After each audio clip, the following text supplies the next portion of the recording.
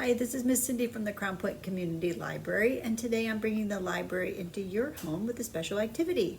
So this is week 3 of summer reading, and our theme this week is animals under the sea. So we're going to be talking all about fish and things that live in the waters. So our Merlin mission for this week is to create a boat. So you're going to create a boat because we're going to be talking about the Magic Treehouse book, The Shadow of the Shark.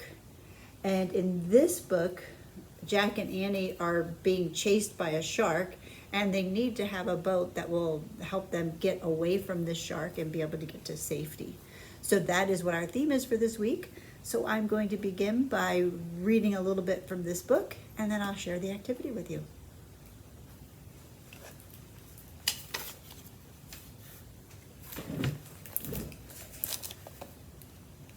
Shadow of the Shark. So as I said, in this book, Jack and Annie are off the coast of Mexico. They are on a raft going out into the coral reef, and they are trying to solve their mission when all of a sudden they're attacked by a shark. The underwater coral reef was huge, and the world around it was teeming with life. Seaweed waved in the gentle current. Pink and orange coral branches branched out in all directions, and hundreds of fish, as colorful as jelly beans, swam along the plants and the lacy coral. Jack saw sleek, skinny fish, spiny fish, and flatfish. He saw fish that looked like butterflies, porcupines, and spindly stars. As he kept swimming and looking through his mask, Jack saw green turtles feeding on algae. Picture that's included. The coral reef. He saw huge crabs, jellyfish, and even a stingray among the wavy grasses. But nothing Jack saw scared him, and none of the creatures seemed afraid of him either. With his mask and flippers, Jack figured he looked just like another strange sea animal. A yellow striped fish darted directly up to his mask, looked him in the eyes, and then darted off again. A school of tiny white fish swam over his body, tickling him like feathers. As he drifted around the reef, Jack saw orange starfish clustered over the coral ridges and tiny yellow seahorses bobbing near the coral branches. Annie would love those little horses, he thought. Annie? Jack had been having such a great time, he'd forgotten all about Annie. Treading water, he pulled the snorkel out of his mouth, lifted his mask, and looked around for her. The raft was far away. The offshore breeze had pushed it farther out to sea. Jack waved and shouted, "Annie!" Annie waved back. She paddled toward him. "Your turn," Jack said, gasping, when he reached the raft. "How was it?" Annie asked, pulling off her tunic. "Unbelievable! You're going to love it." He put his glasses back on and pulled off his flippers. "It's like a beautiful garden. Turtles, starfish, and look for the tiny yellow seahorses around the coral." "I can't wait," said Annie, cramming her feet into her flippers. "Here," she handed Jack the paddle. "You have to paddle pretty hard. The wind's pushing the raft." "I noticed," said Jack. "Swim toward the beach and you'll see the reef. I'll paddle after you, and then we'll head back to shore." "Good plan."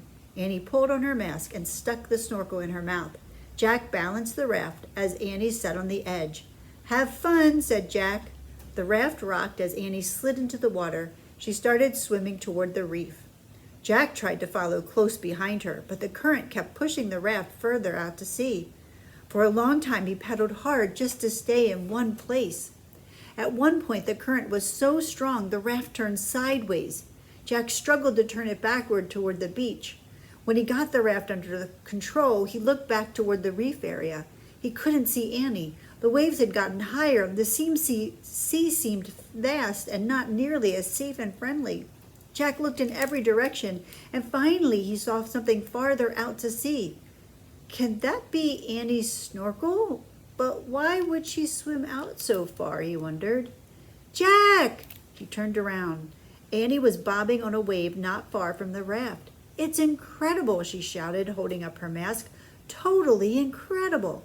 "Come on, get on board. We have to go back. The current's too strong. Or maybe the wind, whatever. We have to get back." But something else was bothering Jack, really bothering him. What was that thing I saw, he wondered, and he turned and looked out to sea again, and Jack froze in horror.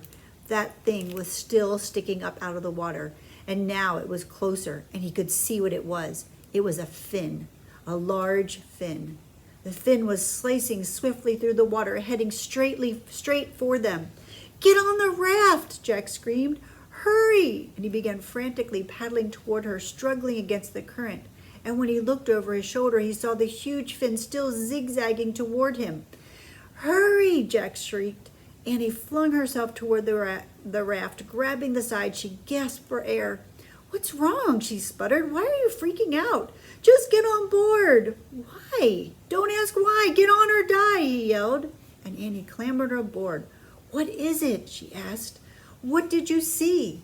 "Look behind us," Jack shouted. He was still struggling with the paddle, trying to point the raft toward shore.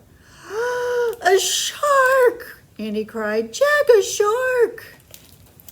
And so you can see from the picture on the cover that they may have some problems with that shark.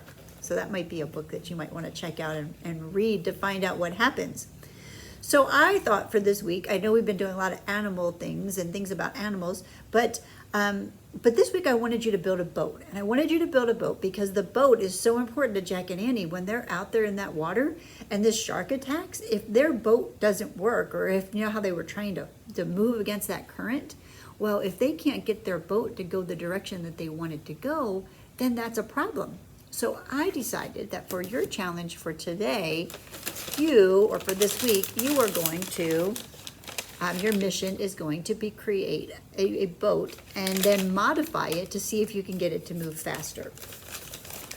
So, like always, you have a bag, or hopefully you have a bag. You stopped by the library and got one of our Merlin's Missions bag for today. If you didn't, a lot of these things are things that you probably have at home, and some of the stuff you may need to add to from what you have at home. So the first thing that you have, that you'll find in your bag, is a piece of styrofoam. And this is just from a styrofoam plate, or some of them are egg cartons, so there might be words on them. So it's a really good way to recycle if you have egg cartons at home that are made out of styrofoam, or even sometimes trays, they'll put like produce, or they also use the trays for meat in the meat department, but if you're using one that had meat on it, please make sure that you wash it really thoroughly before you go to use it, okay? So you are going to have a styrofoam tray. See what else you can find in this bag here. All right, so you will have a container. This contains baking soda, and baking soda is just a white powder. It's not toxic. You can actually even use baking soda to brush your teeth. And baking soda is probably something you have around your house. So if you didn't pick up a bag, or if you use all the baking soda that I gave you, you can get some more. You have a bottle cap, and it could be any color depending. You have a straw, and you have this weird stick. It's like a coffee stirrer with a black strip around it. So what that is, this is actually, it's electrical tape, and I put it around there so that you would be able to have some without having the whole roll. And so you'll just peel it up and then use it, and it will still stick. All right, and then the last thing in your bag that's kind of weird is you have this little packet. It says malt vinegar, and basically it's just a packet of vinegar.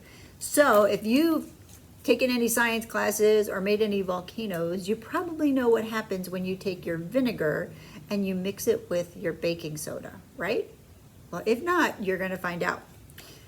What you're going to do, the very first thing that you're going to do is you're going to take your piece of styrofoam and you're going to cut it into a triangular shape, or whatever shape you want your raft to be. That's going to be your boat. Typically boats have a triangular shape, more of a pointy, because as it will help it to move faster, because it cuts the friction or the surface tension. And then you'll notice on the back of mine, so what I did is I put my cap onto, I'm losing baking soda, onto my styrofoam, and I just hooked it down with that electrical tape. So you'll see how I just went around the back, super simple. And then you have your straw you're going to use. This is what's going to propel your boat. This is going to become your motor. So we're going to create a chemical reaction with the vinegar and the baking soda. So that's going to create when we combine those two together, that's going to create a chemical reaction. And the what comes from that chemical reaction, the gas that comes from it, is going to be used to propel our boat. So the directions are going to tell you that you're going to cut your straw, you're going to put the pieces in there pretty much so that the gas that comes from that baking soda and vinegar as it mixed together is going to shoot out through our straw, which is going to propel our boat forward. Okay, so that's what you're going to do. Now, once you've done that, so you can do it in a bathtub, you could do it in a sink, but it's not going to obviously be able to go as far. But you could do it in a bathtub if you have a small pool outside. You could do it in that. If you have like a baking pan, you could use a baking pan, put some water in it. Go ahead and first check to make sure that your boat can float, and then go ahead, put the baking soda in before you start, and then add the vinegar to get that chemical reaction. You may want to save some of the vinegar and some of the baking soda so you can try it multiple times. And then once you've done it one time and you get your boat to move, then I'm going to challenge you to try to figure out a way to make it move faster, or make it move better, or make it move more accurately. Could you add a sail to it, or could you add fins to it to help it to go faster? What would happen? So in this, the way that we do it, we keep the straws out of the water. But you know how on our straw we have that bendy side? Well, what would happen if we just use one straw and put the bendy side going down into the water, more like an outboard motor, if you will, or some type of propeller that's down below the water? Would that work, or would it actually make it go slower? Those answers to those questions, I don't know. So I challenge you to start with this simple design and then see what else you can do to add to it, make it better, make it all your own, and feel free to share anything that you found or anything that you've created with me on Facebook, or stop by the library and tell me and let me know how it went. And then I will be back next week for week 4 and our 4th Merlin's mission. So take care, have a great day, and I'll see you next Tuesday.